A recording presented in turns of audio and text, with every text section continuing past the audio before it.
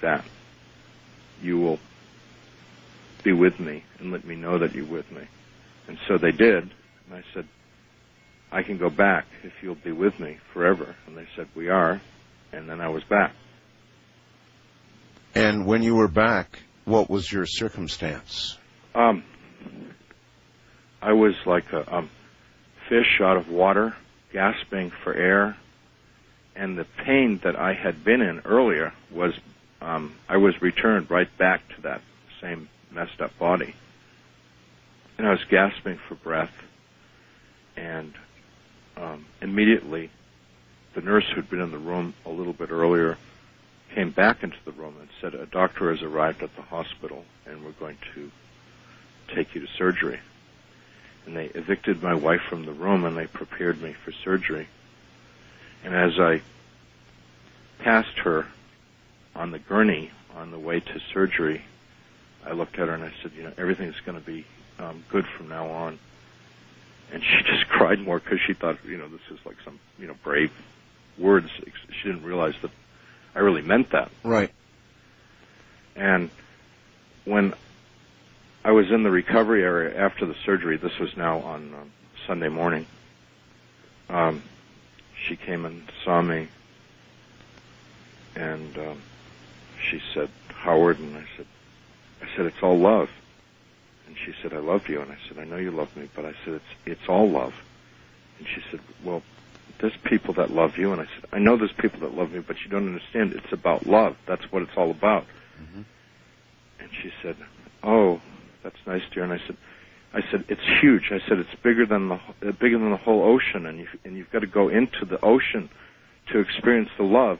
And she said, you need to get some rest, dear. And I realized that this was going to be very difficult trying to explain this to anyone. Indeed. And so from that day on, I tried to tell her what had happened to me. And she had a great deal of difficulty at first, for about a year or two, believing me. But now I think she does believe me. So you proceeded, obviously, to change your life. You became ordained. And I take it by then she knew you were pretty serious. Yeah, but this was a long process. I mean, I went through a while of being a religious fanatic and managed to drive everybody away from me and off religion. I probably did more damage, during my fanatical period than many people do in a lifetime, trying to convert people, which doesn't work. Reverend, I'm kind of curious, and I have to ask for the audience, how do you know that all of this wasn't just a tortured dream from somebody who had passed out in a terrible, painful, physical condition? What makes you know that it was real? Right. Immediately upon gaining consciousness, that was the first thing that I began to think about. Sure. And I knew that, one thing, I knew that something had happened to me that was really, really important, and I needed to pay attention to it. But the problem was that I knew that if I were to accept what I had experienced, I was going to have to totally change my entire life, which I really didn't want to do because I'd spent 38 years working very hard to create a life, and now it was all in jeopardy. And that seemed like a really bad idea. Why change everything? Right. But on the other hand... Unless I'm absolutely sure this was real. Yeah. But on the other hand, the angels and Jesus did reappear to me after the experience, and they did things that saved my life afterwards. And it became basically impossible for me, because they were intervening in my life in miraculous ways, to do anything else. Because it's like, I can't deny it. Well, that would do it all right. I suppose otherwise you might eventually talk yourself into the fact that it had been just a bad dream of some sort, and revert to the easier way of living here on Earth. Mm-hmm. But you say they came again. Yeah. That would do it. That would do it. And so, in a long process, then you entered the. You entered a seminary, I guess. Well, right?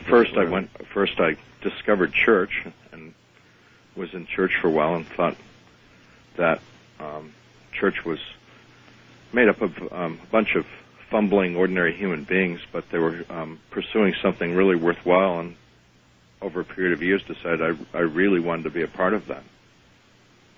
You know. Well, what? And then you wrote a book about it. Yeah, last year a publisher from England called me out of the clear blue sky and asked me to write a book, so I did. It was kind of fun. What an incredible story.